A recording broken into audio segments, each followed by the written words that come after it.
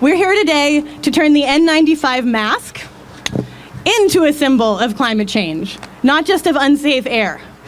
Whenever you wear it, whenever you see it on the street, we want you to remember that climate change is what's really behind the mask. So please, wear your mask during the event, and if you find that they're uncomfortable or make breathing difficult, you can let that be a reminder of why we're all here today. But also, if you have to, talk or eat, feel free to put it on your head or around your neck. Also, because we're millennials and we have to, we would like to invite you to compete in our masked selfie competition on Twitter and Instagram. And you can hashtag your pictures to hashtag #ClimateUnmasked. And any other event like this, that hashtag will go on in perpetuity. So now I'd like to introduce my co-organizer, the amazing Allison Sponseller. Thanks so much, Zoe. I want to have everyone give a big round of applause again to Zoe because she is the mastermind and the visionary behind this event. And really did 90% of the work, so thanks. Huge thanks to Zoe. Before we go any further, I want to take a moment to acknowledge that the three women who are up here who are the main organizers behind this event are white. We identify as white, we look white, we've enjoyed all the privileges of people who are white in this country and in most of the world. And we recognize that that is not representative of the people who are most severely impacted by climate change and the associated events. And we also recognize that we are not representative of the people who have rallied together their communities and organized to create change for forever, for human history. So we want to acknowledge that. And also the three of us are fairly new to the climate activism scene. And we want to really honor and express gratitude for the groups locally and really across the world who have been working together with their communities to rise up and work for change for a long time. And we want to especially thank our partners and supporters in organizing this event. And that includes 350 SF, 350 Bay Area, Indivisible SF, the Sierra Club, Sunflower Alliance, the City of San Francisco Department of the Environment, and the Soil Not Oil Coalition. So thank you all for all of your work and for today for your help with this event. Now I'd like to introduce our third co-organizer, Lily Springsteen. Thanks, Zoe Nelson. So I'm excited to announce our great lineup of speakers. Climate change is a huge issue that can be hard to grasp, and our speakers today will help shed light on the science, the public health effects, and give voice to personal experiences of our neighbors who've been most directly impacted. Our first speaker today is Jan Kirsch from 350 SF. Jan is a medical doctor, also trained in public health. She's the coordinator of the 350 Bay Area Speakers Bureau, a member of the Bay Area chapter of the Climate Reality Project, and speaker for Physicians for Social Responsibility. Please welcome Jan.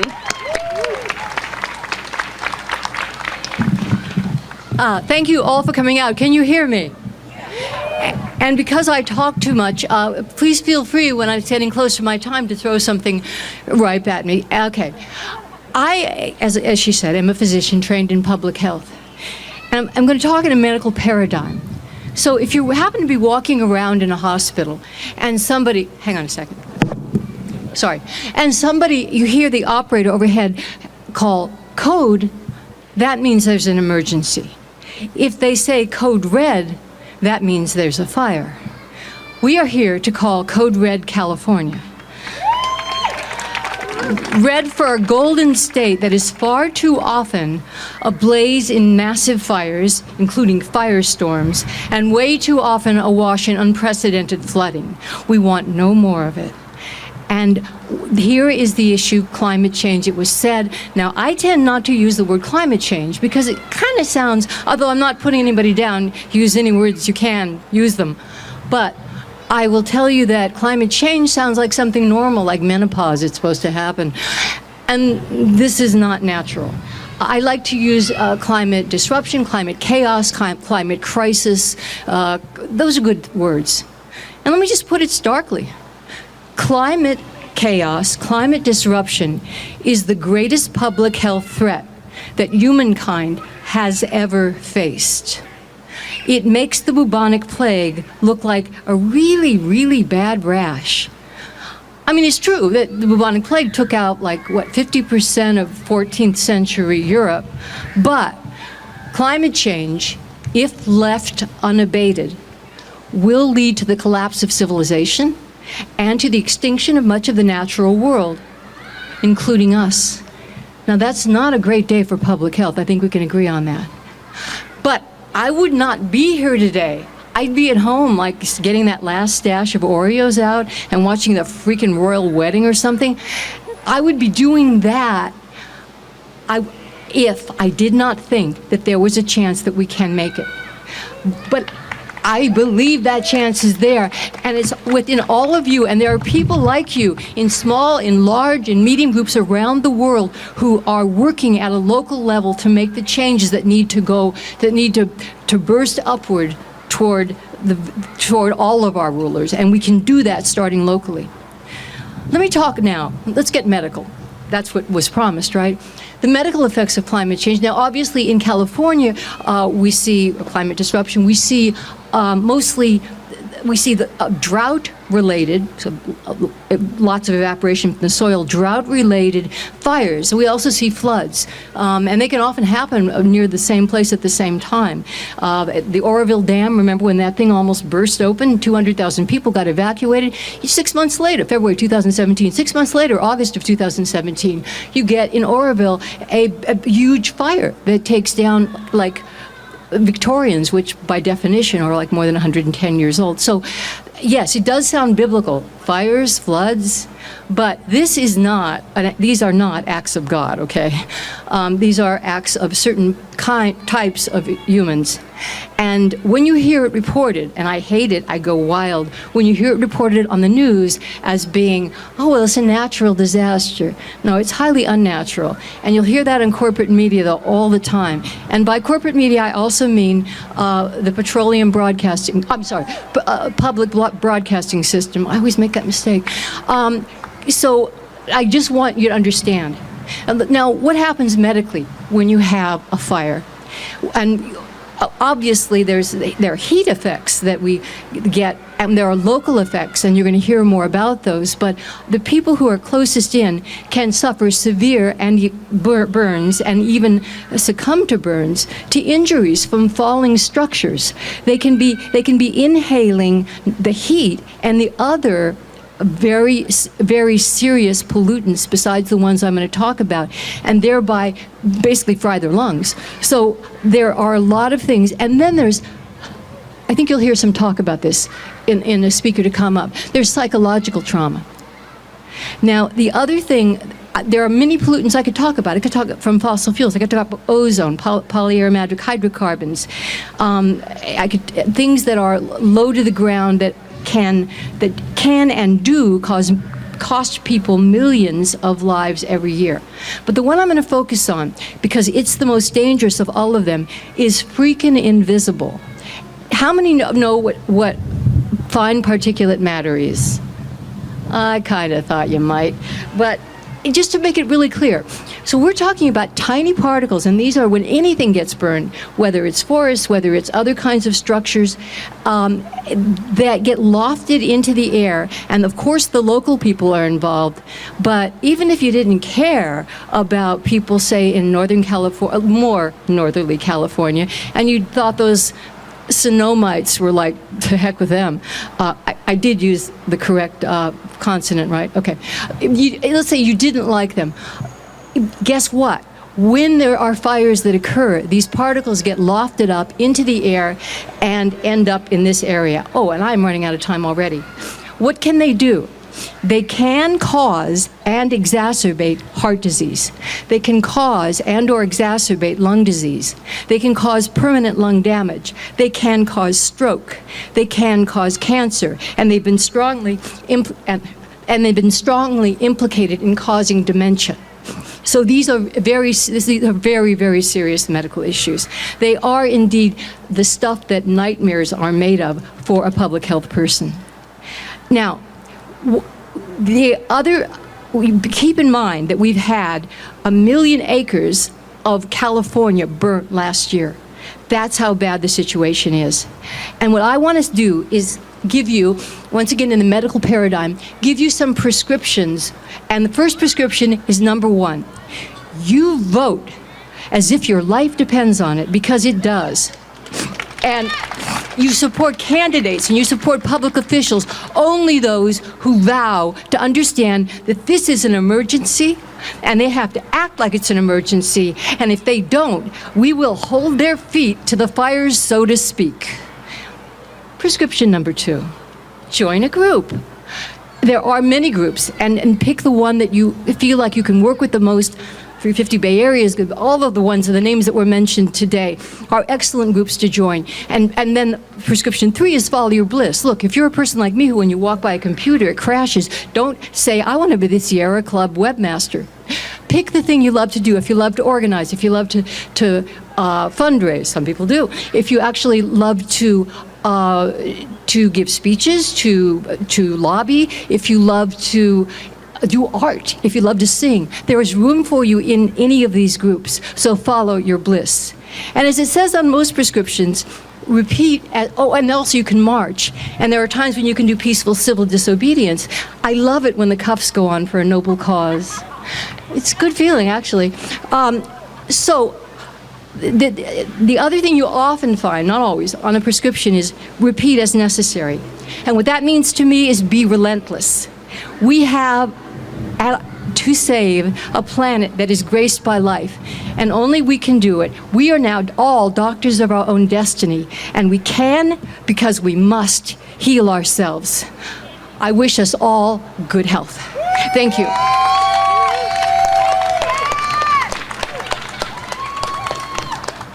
Thank you so much, Jan. Our next speaker is David S. David has been a member of Indivisible SF since January 2017. He's a mechanical engineer by background, and he's here to speak about some of the technical aspects of climate change. Welcome, David.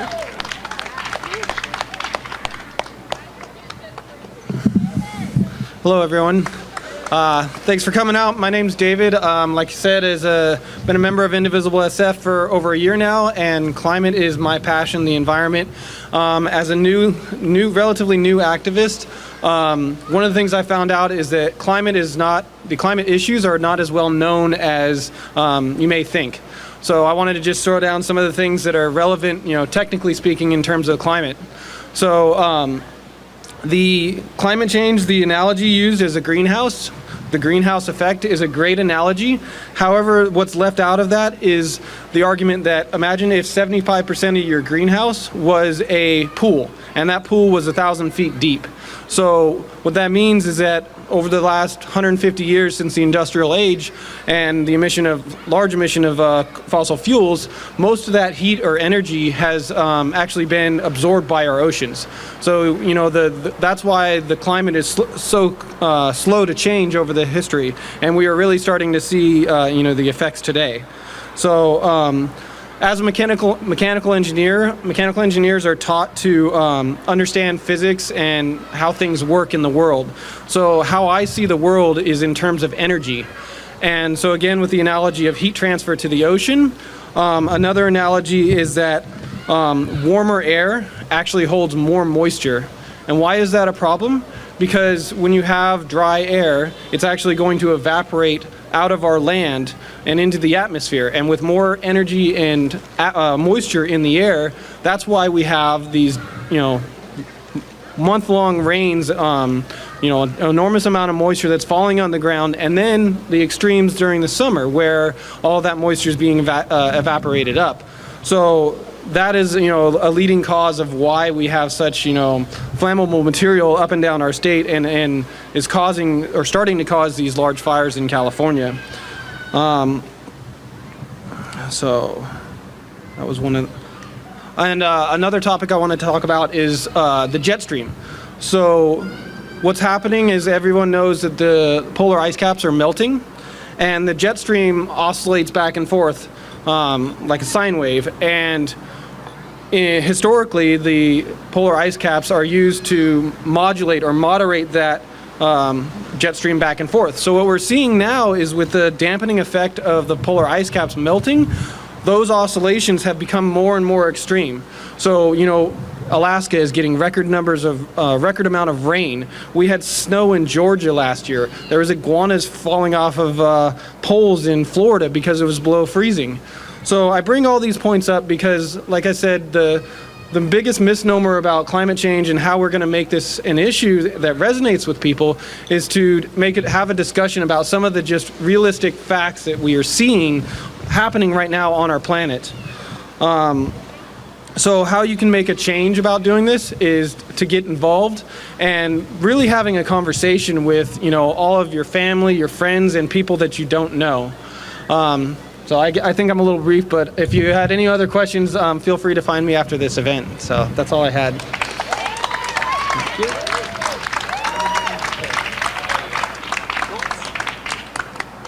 Thank you. Thank you, David. All right. Our next speaker is Rosa de Anda. Rosa has dedicated her life to workers' rights and freedom of expression. She believes we can all make a difference with our buying power and can heal our environment and ourselves. She's here to offer an incantation to the wind. This is Rosa de Anda. Thank you.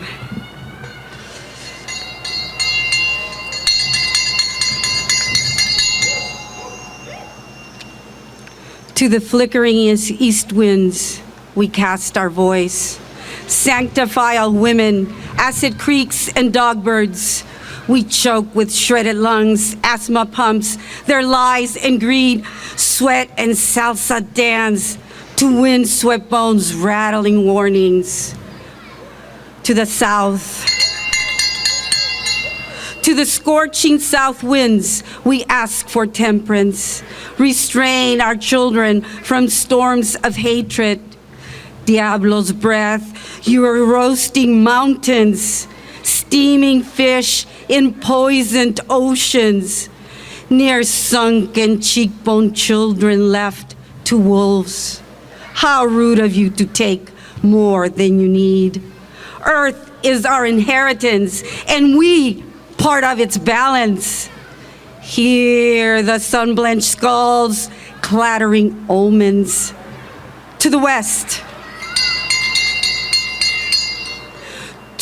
hot winds, we ask for mercy. Sustain ecstatic wildflowers blooming. Transcend the killing trends of wild corn and ancient wisdom. Defend the right to breathe, to eat, to die in peaceful coexistence. To the north's burning winds, we beg forgiveness. With prickled skin, Arctic lips, and frozen brains, we reach ancestral whispers. Retract your sacrifice and, instead, murder your masters. Address the genocide of our dying planet. To the center, to the enigmatic center winds, gone rogue and beastly, raging among good people, drowning in bubble wrap and feces, paid with rape, paid with blood, paid with indifference. All winds are one. Artists, scientists, masters, slaves of wage, all slaves of dollars. We have wronged our sky when angels fall, gouged eyes, stitched lips, singed wings. We pray for justice, justice to heal our earth, justice to heal our pain.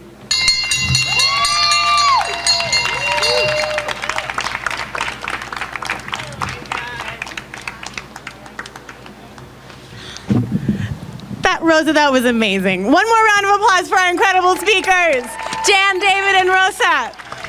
Ooh. So now we're gonna take a short 10-minute break. I just wanna see, is Miguel here? All right, never mind.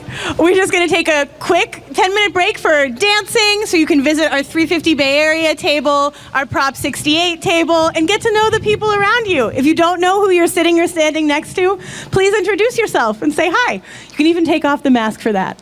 We're gonna have another set of great speakers in about 10 minutes, so stick around.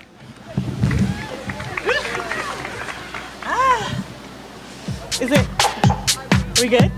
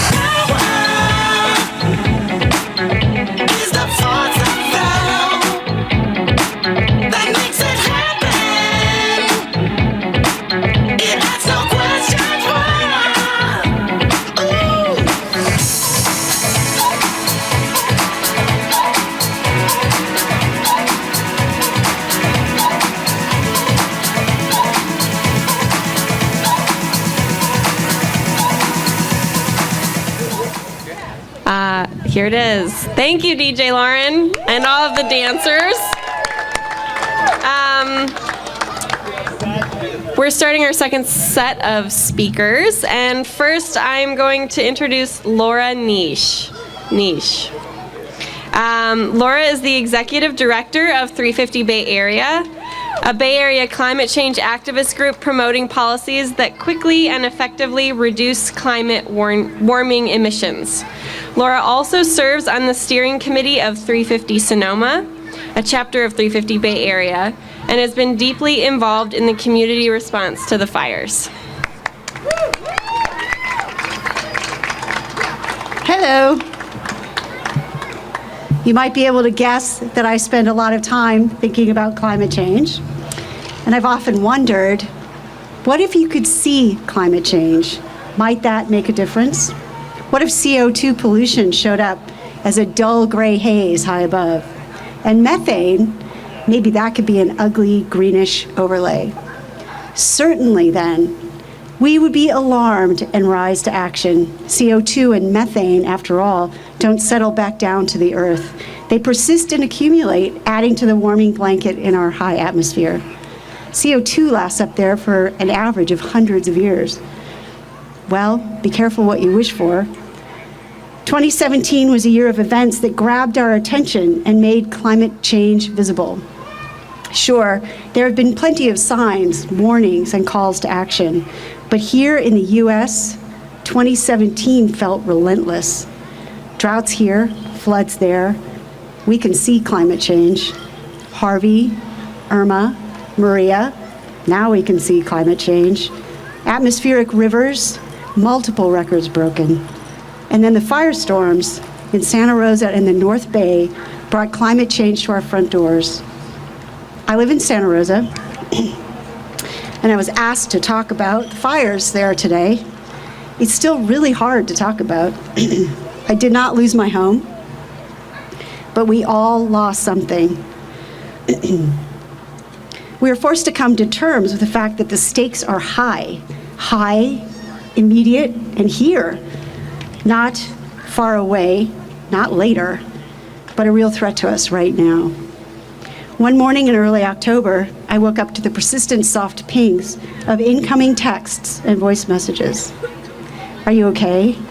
Have you evacuated? Do you need help? And a voicemail from a dear friend. We've lost everything. Of course, the smoke hung heavily in the air. I rushed outside to see the wall of smoke that had accumulated to the west and a chilling wall of fire to the north. 6:30 a.m. and the neighbors are gathered in the street, watching the flames judging their advance. The fire seemed so close, maybe blocks away, but we soon realized it was just because the flames were so high. Another call. Jane has lost her home. They got out just in time. The fire just moved so fast. We retreated to our homes to pack for evacuation. Two of my friends, both climate activists in fact, lost their homes in what felt like an instant. The firestorm ate up neighborhoods and with a truly awesome ferociousness and speed. My friend Joy had to leave the area and relocated to Virginia in her Prius. Never one to miss an opportunity to talk about climate change, Joy put a big sign in her back window that read, "Climate Change Refugee." I just want to tell you that was the first time I've read that without getting choked up. So now we can truly see climate change and the way it is intensifying natural cycles and accelerating storm, drought, and wildfire damage. What do we do? Well, the antidote to despair is action. Step 1, vote, and vote on climate. Our representatives at all levels work for us. Let them know you're voting on climate. Insist that they not just vote on climate, but that they lead the effort to pass effective, swift climate solutions. And here's the best side effect ever. Every time we reduce climate warming emissions, we reduce particulates and other emissions that harm our health today, especially our vulnerable populations and the frontline communities that live near primary emission sources. Step 2, talk about climate. Research by Yale's Climate Communications Project tells us that the majority of Americans know that climate change is real and caused by humans, but only 40% of us use it as a voting criteria. It ranks 15th on the list of the most important voting issues overall, and still just 4th among liberal voters. Even 4th place is not good enough to force our representatives to take bold, swift action. Talk to your friends. Never fear. Old Uncle Frank, who is a big Trump supporter, is not your target. We need to start with the folks who are concerned and convince them to move it up the priority list. Step 3, get involved. Join a climate action group. As executive director of 350 Bay Area, I know a good one. 350 Bay Area works to get effective climate policies developed and passed in Sacramento, in city councils, and county boards of supervisors throughout the Bay Area region. 350 Bay Area also works with and pushes state and regional agencies where policies are set that impact climate warming emissions and other toxic pollution. State agencies like the California Public Utilities Commission and regional ones like the Bay Area Air Quality Management District. 350 Bay Area has an ambitious reach, and we rely on donations of time, talent, and financial support to enable our work. We can use your help, and it's a great team. You can check out our website at 350bayarea.org. The antidote to despair is action. Step 1, vote on climate. Step 2, talk to your friends about climate. Step 3, join a climate action organization like 350 Bay Area. These masks are uncomfortable, right? They're hot. They're certainly not hot looking. They get damp and dirty and itchy. They interrupt our communication and hamper our social interaction. And they're a potent symbol of the climate change that we can see. They're also critically important to wear while there's smoke in the air, which Jan Kirsch emphasized to you earlier. She's also part of the 350 Bay Area leadership team and would want me to say it once again. When in doubt, wear a mask. Thank you.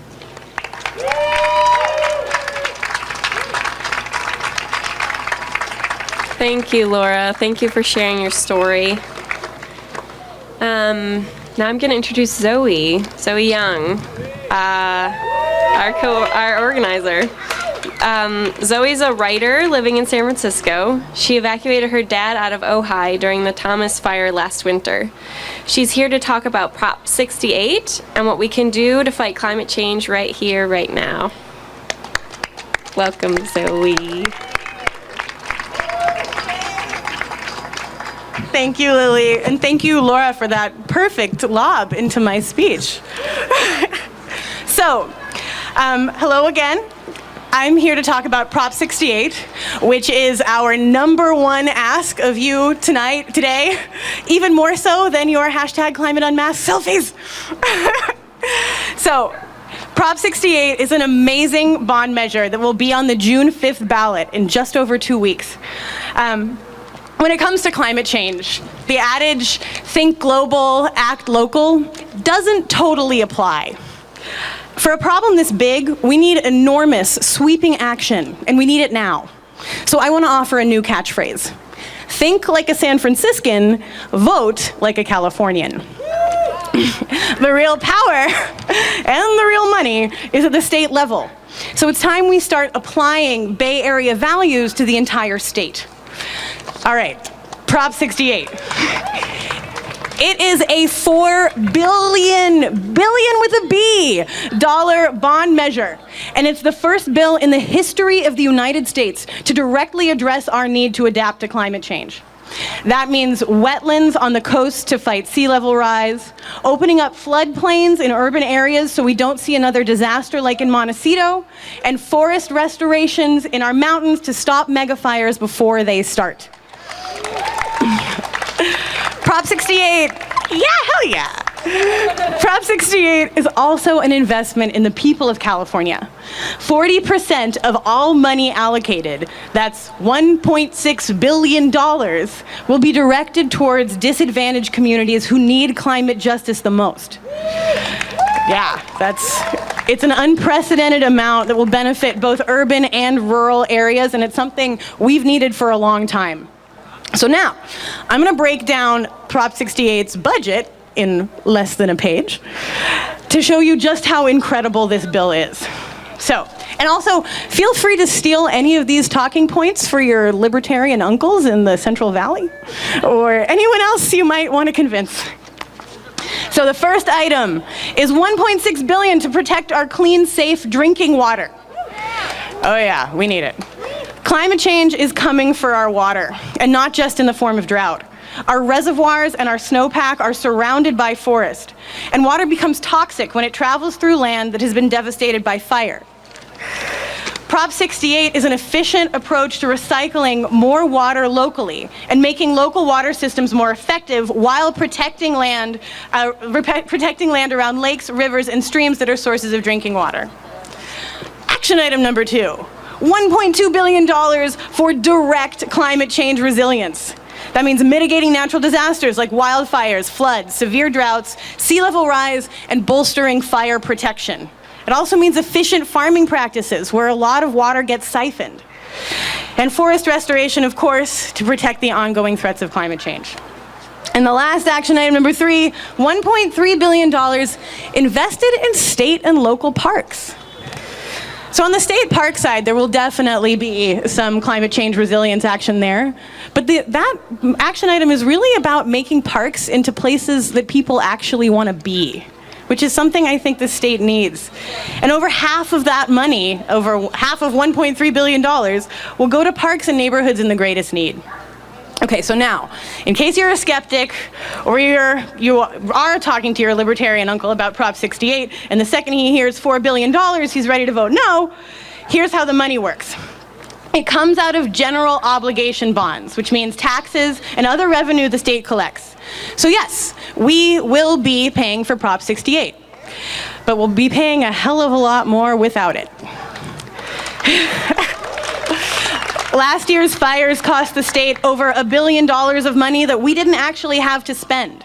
And all that money went to putting the fire out, not stopping fires from starting. Okay, if we can spend a quarter of Prop 68's budget for a statewide restoration in a single fire season, then we're in real trouble. And the monetary and human costs will only get higher if we don't do something. So, in conclusion, Prop 68 is a solution, and there is no current opposition to this bill. It's not a matter of anyone trying to say no. It's just a matter of enough of us saying yes. Woo! It has to pass by 60%, so please be that 60% and vote yes on Prop 68 on June 5th. Thank you.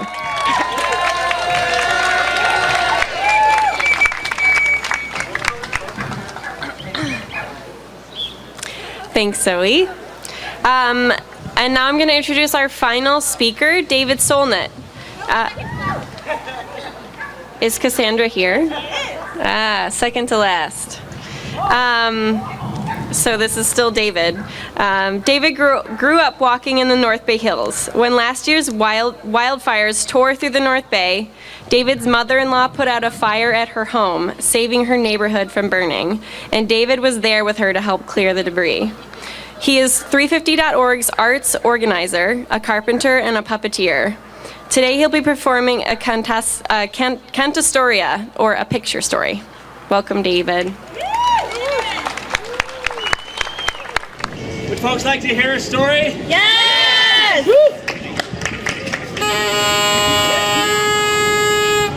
This is the story of why we need to keep it in the ground. Lean it forward and turn the page. Lean it forward. There we go. If I say look, will you say look? Look! Look! At the smoke swirling in the sky.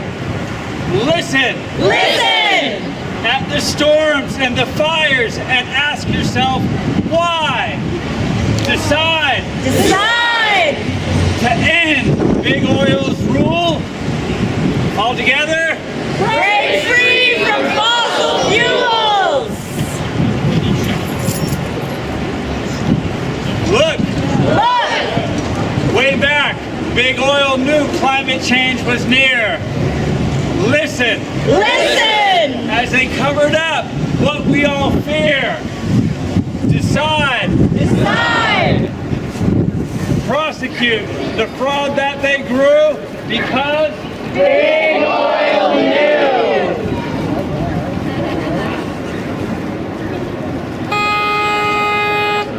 look! As the governments talked about what they must do. Listen! Listen! As their words became untrue. Decide Decide! each other to trust because It's up to us!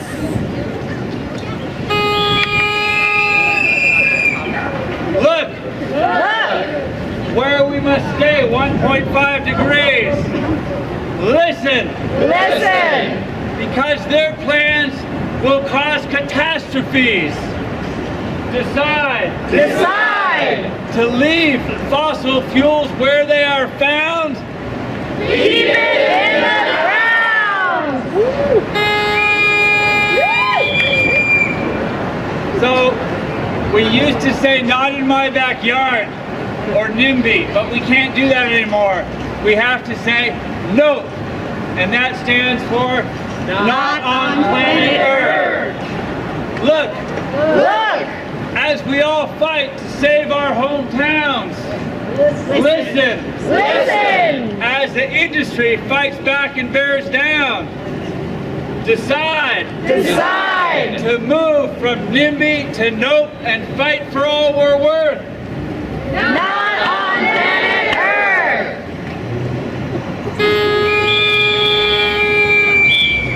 Look Look! to those hurt worst who lose a job or home. Listen Listen! to each other because we don't live alone. Decide Decide! to join together and form a big coalition. Let's Make a just transition!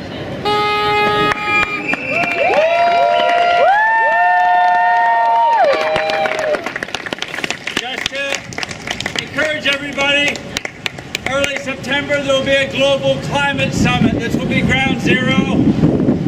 Tens of thousands of people will be marching through the streets September 8th. One project I'm involved in, we're going to do the world's largest street mural. 5,000 to 10,000 people painting messages about our solutions in the streets of San Francisco. I'll see you there.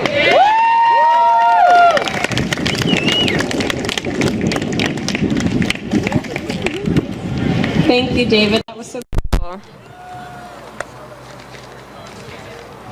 All right. Oops. And now our final speaker, Cassandra Rockwood-Rice. Cassandra is a poet, a mother, and activist. She recently completed her MFA in writing from the California College of the Arts, though she's always been a bona fide wordsmith. Please welcome Cassandra.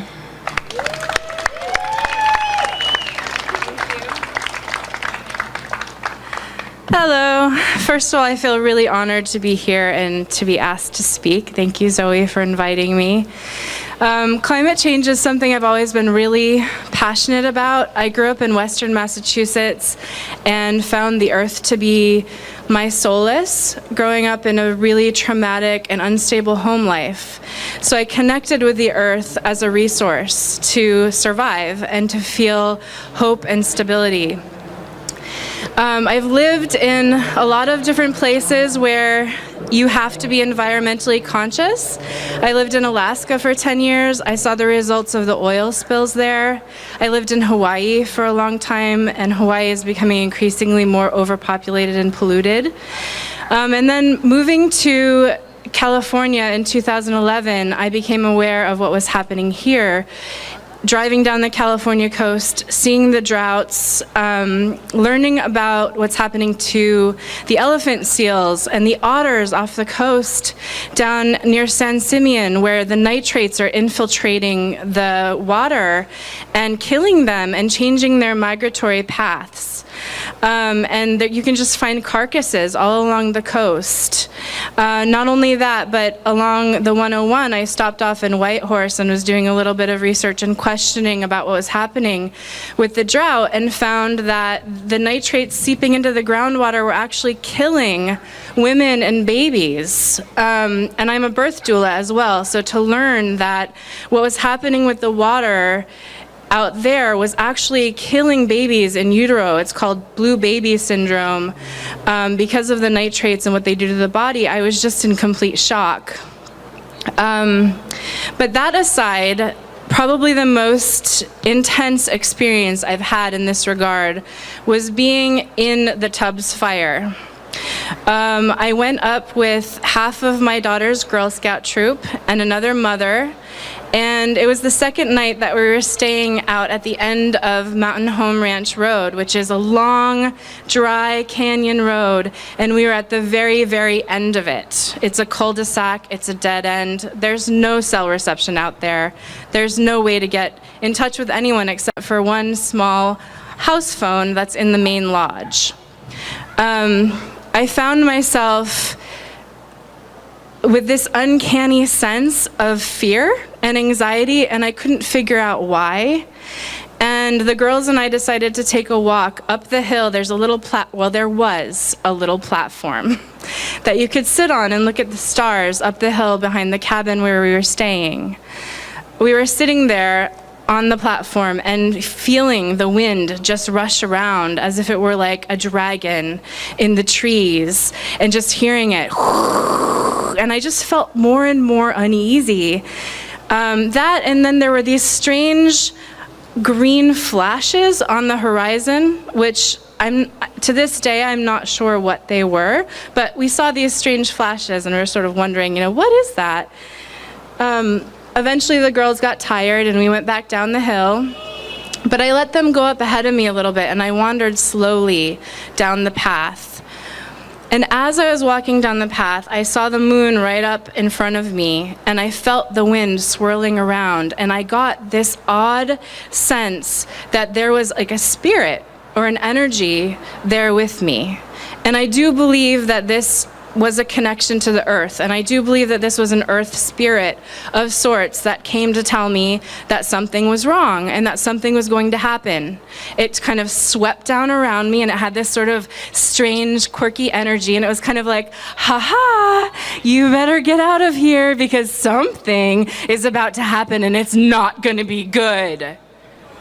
And I was like, holy shit, walking down the rest of the hill, shaking, every little part of my body shaking, and going, what the hell do I do? I'm in my MFA program, I have to read my Ulysses book for class, and there's 4 kids that are in the other side of the cabin, and a mom who has a cold, and I have to kind of act normal because I think I'm going crazy. I really think something's fucking wrong. And so I get down there and I'm shaking and reading my Ulysses book, and about an hour later, the girls are asleep, I start smelling the smoke.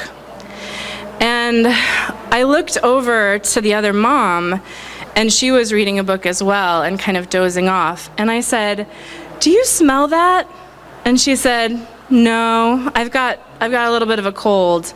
And I said, well, I smell some smoke. And she said, well, I mean, we're out at this place where everybody's making campfires and probably someone's roasting marshmallows. I don't know, we'll be okay, I think. And I said, no, I've been having a really weird feeling for a long time, and I think something's wrong. I think we need to go out and look around. And so we went outside, and the moon, which was kind of a yellowish color before, was like a burnt orange. And the wind was swooping around, and I could smell the smoke more strongly, and we started looking around going, this might be a little bit more of an issue. So we went to the main lodge, I called the fire department, and I said, I smell smoke, I think something's wrong. The first person I got through to said, oh, I think there's a small fire down at the Napa airport, you'll be okay. I didn't believe that. I went around and started knocking on all the doors of all the other cabins. I said, something's wrong, pack your things and be ready, because I think we have a fire on the way. I went back to the lodge again after I met with a couple other people who had a similar concern but hadn't been that worried about it until that point, and called again. And that time I got, well, there's a small contained structure fire on the road that you're on. You could potentially pack your things up if you're that worried and maybe go. And I thought, we have 4 minors here that are reliant on us for their safety, and we've got to get out of here now. And so I just went and told everybody, we need to pack up, we need to leave. I know that there's a fire coming for us. We packed up. We got all the girls in the car, and we were telling them to, don't worry, it's probably just a small fire, but we need to get out because they can spread fast, especially with wind like this. We're driving down the road, and we turned to the corner just about 5 minutes from where we were staying, and the entire hillside was full of flames, rushing towards us almost faster than we could move. The girls were screaming. One of them started vomiting immediately. They thought they were going to die. I thought we were going to die. It was the most terrifying moment of my life, by far. So we drove down that road. We came to an intersection at the end of that road near Petrified Forest. We could see a fire in the distance on the left. We could see a fire in the distance on the right. We didn't know where to turn. It was as if no matter where we went, we were going to die. But we found our way to Calistoga. We drove about an hour in the fires on either side of the highway, fires so thick we could barely breathe. And when we finally got outside of the fire, I freaked out. I didn't freak out before that. I freaked out then.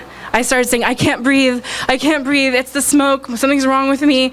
And the other mother looked over at me and she said, you've just been holding it together this whole time, and now we're safe, and that's why you're freaking out.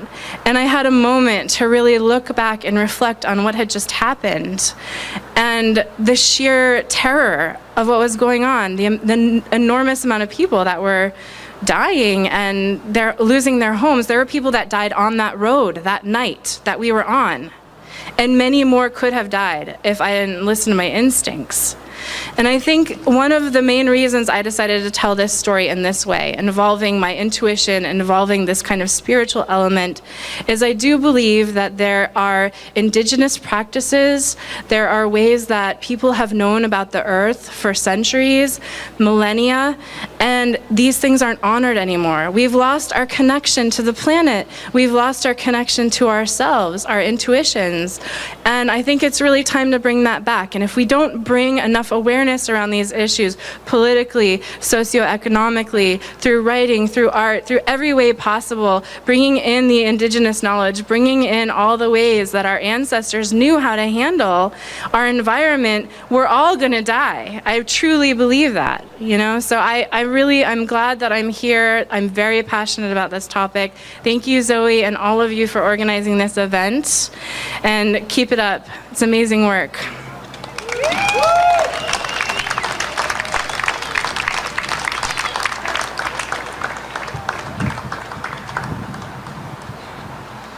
Thank you so much, Cassandra, for your powerful words. Oh my God.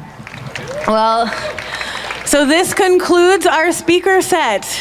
Thank you all so much for coming. I just also want to thank Laura, Cassandra, and David Solnit for their just wonderful speaking. One more round of applause. And also thank you to each and every one of you for coming out on a Saturday to stand up for climate justice and wear a mask. It really means a lot to us.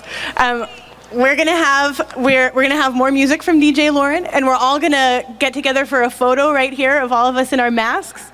But first, I want to thank our wonderful volunteers, Melissa, Mike, Christine, and Joey. We could not have done this without you. Thank you so much.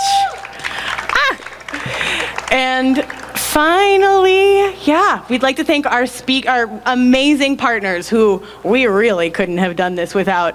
Indivisible SF, 350 SF, 350 Bay Area, Sierra Club, Sunflower Alliance, the City of San Francisco Department of the Environment, and the Soil Not Oil Coalition. You are heroes.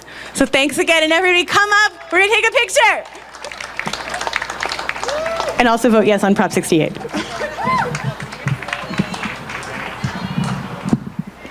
Looking good. If blue shirt and the mask, could you scoot to the between the two people to your left?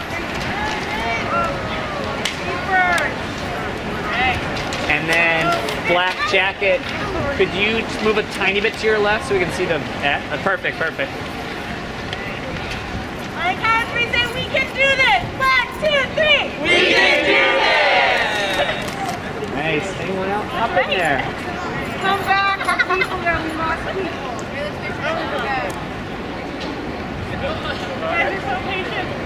All right, if you're on the edges, give me like hands up or something. Don't block anyone with your hands if you're in the front, but further back. All right, 1, 2, 3. Come on in. Yeah, hop in there.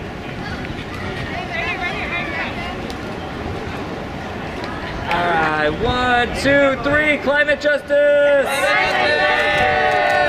Nice. 2 more people.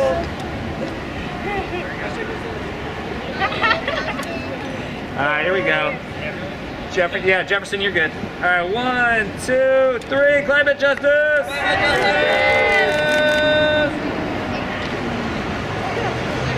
All right, looking good.